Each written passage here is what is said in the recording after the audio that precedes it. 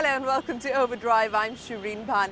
Now, the past month has seen a flurry of supercar and luxury car manufacturers invade the Indian car market. After the Italian sensations Ferrari and Maserati, it's now the turn of the true British icon.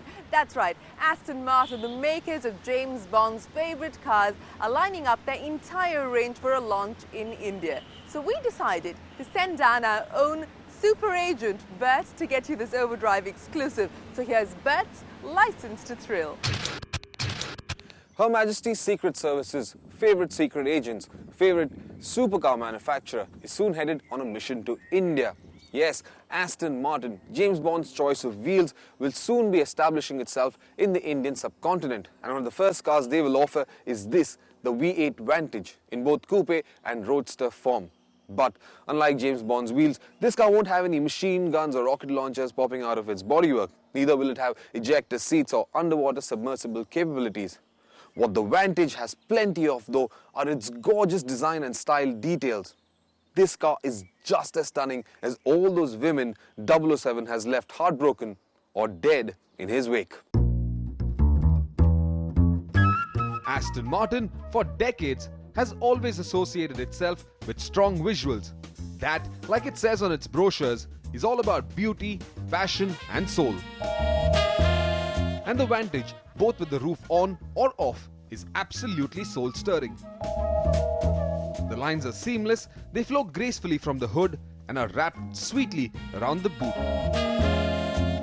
The details are equally stunning, be it the louvres on the hood, or the LED clusters, or the muscular stance. The Vantage, in just one glance, narrates a powerfully passionate story.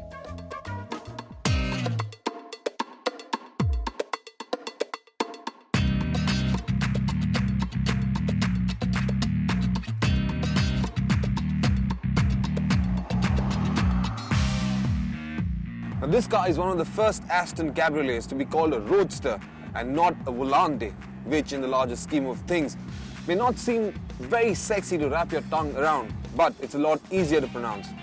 And then the advantage of having this car, especially with the top down, is that you can absorb all that oral delight. This V8 sounds absolutely delicious at full clip.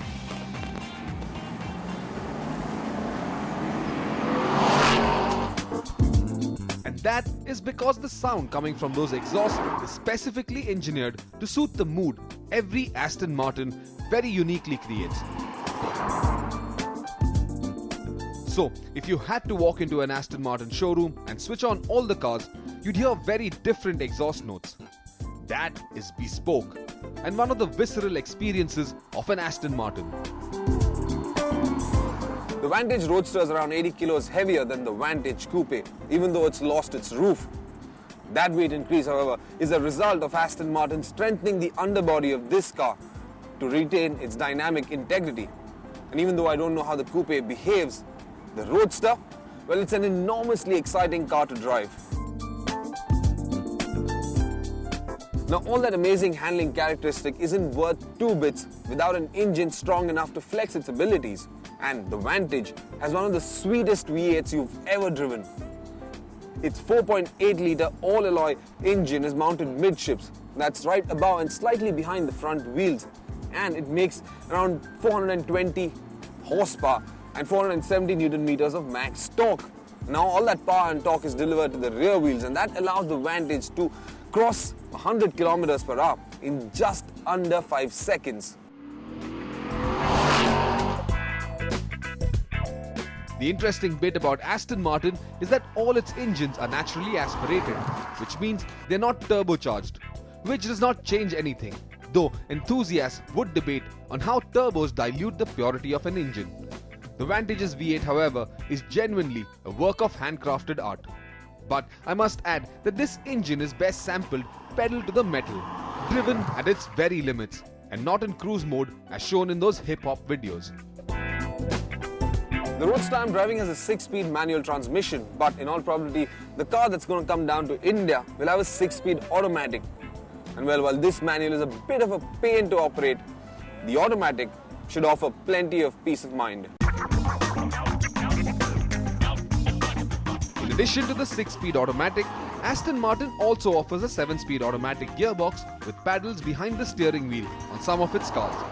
I've driven both, and while I did find the manual one of the fussiest boxes to operate, especially when trying to slot into reverse, the automatics are smooth, quick and feel more refined.